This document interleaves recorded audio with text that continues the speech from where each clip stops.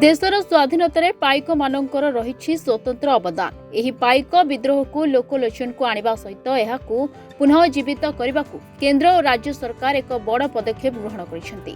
पाइक विद्रोहर 200 वर्ष पूर्ति अवसर में केंद्र सरकार एहाकू प्रथम स्वाधीनता संग्राम मान्यता देवा सहित खोर्धा बरुणेई गड़े एक पाइक स्मारकी निर्माण करने को निष्पत्ति नेथिले। एहा मध्यरे एहार कार्य आरंभ हो जाइछि। राज्य सरकार प्राय 10 एकर जमी प्रदान करिबा परे एहार कार्य आरंभ हो जाइछि।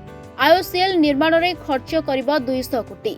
एहार काम केते दूर आगेछि सबुर समीक्षा करिसेंती केंद्र मंत्री धर्मेंद्र प्रधान। आज बरुणेई ठारे पहुंची निजे चाली चाली संपूर्ण कार्यर समीक्षा करिसेंती।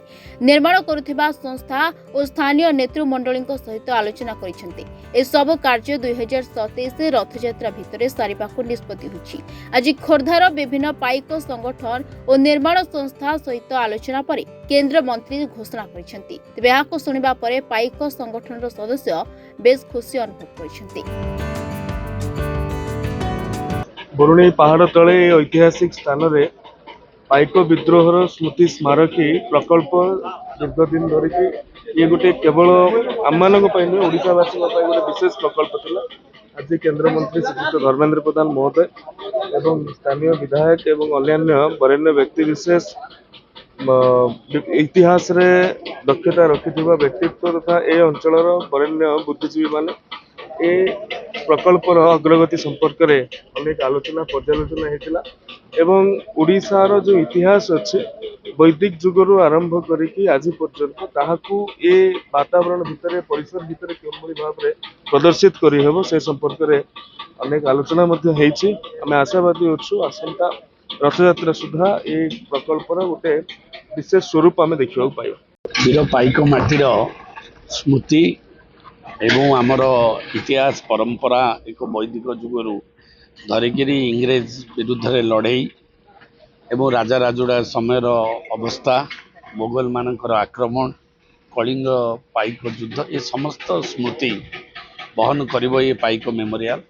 जो थरे कि गोटे वर्ल्ड क्लास लेवल रो ऑर्गेनाइजेशन हम से आमर केंद्र मंत्री श्रीयुक्त धर्मेंद्र प्रधान महोदय आज तार समीक्षा करथिले एवं स्कूल स्टैंडर्ड करा से इंस्ट्रक्शन देइचंती आको व्यापक भाव में एवं खूब कम दिन भितर आगामी वर्ष से ये रथयात्रा बेलू कार्य हम ए समस्त खुर्दार बुद्धिजीवी माने एवं आर्किटेक्ट माने एआई रो एजेंसी माने एवं समस्त को नहीं आलोचना होता एवं मंत्री महोदय दृढ़तार सब प्रकाश करते आपको गोटे वर्ल्ड क्लास लेवल रो ऑर्गेनाइजेशन हम एवं ओडिशार गोटे केंद्र बिंदु खोर्धा हम जमती खोर्धा थिला ओडिशार राजधानी सेमती खोर्धा सारा ओडिशार संस्कृति परंपरा ऐक्य आम इतिहास आम वीरत्वर गाथा एवं आम अर्थनीतिर कथा समस्त विषय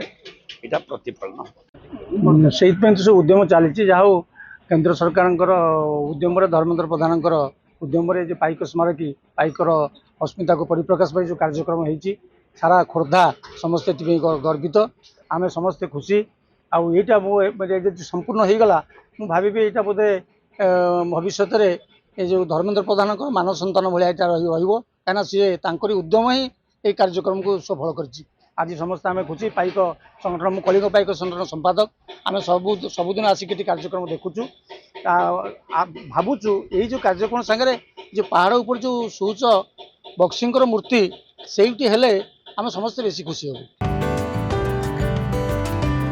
खोर्धारू प्रशांत कुमार साहू प्रवीण भंजन रिपोर्टर्स टुडे।